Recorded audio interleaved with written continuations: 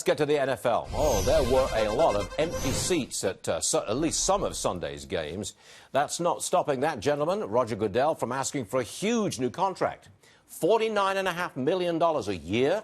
In addition, lifetime use of a private jet, lifetime health insurance for him and his entire family.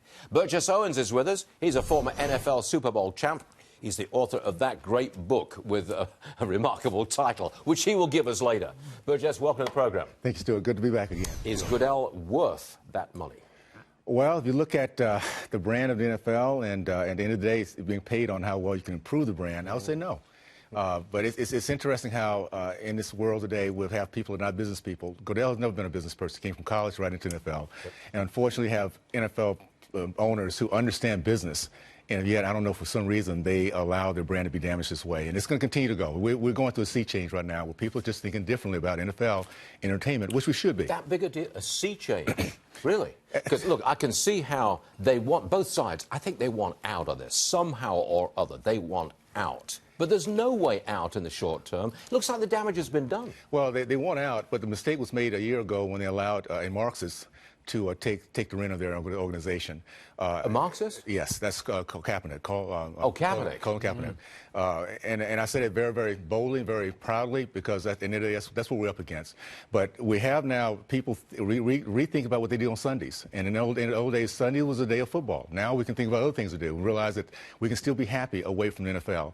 As long as we have an enterprise that does not respect our country. I'm so proud of Americans for standing up and manning up and doing what we're doing right now. We're letting people know that our country comes first before any entertainment or entertainers. That's interesting. By the way, Colin Kaepernick, I think he is now Citizen of the Year. He's on the front of GQ. There it is. GQ magazine, Citizen of the Year, that man, Colin Kaepernick. You don't like this, do you? No, and this is the message that unfortunately has been happening. This is the underbelly of what's going on in the black community.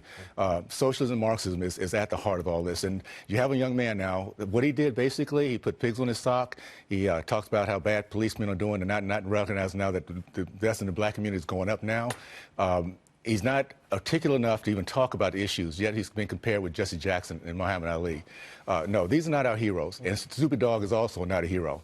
We have to get back to who the real good Americans are. You've got to tell me more about what's going on in the black community. If you say that Marxists and socialists are now kind of not exactly running the show, but they're a huge presence in the black community. No, they're running the show. They're running the show.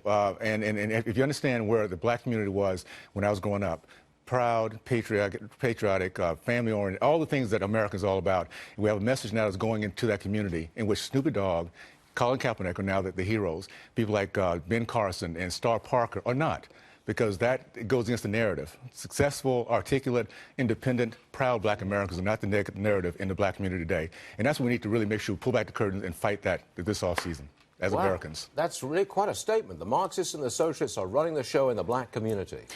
We're not looking for pity. Our black community is looking for take the boot of these guys off our necks and we'll be okay. Take the boot of those guys off the black community's neck. That's the exact opposite of what we hear on a day-to-day basis in America. We're going to get it back. We're going to get it back. I want you to read out again the full title of your book. Liberalism, or how to turn good men into whiners, weenies, and whips. And repeat it. Liberalism, or how to turn good men into whiners, weenies, and whips. And we're going to win that battle. That's what Americans do. See, that's how you get a smile on your face first thing on a Monday morning. Burgess Owens, thanks very much for joining us, sir. It's a pleasure. Thank you, sir.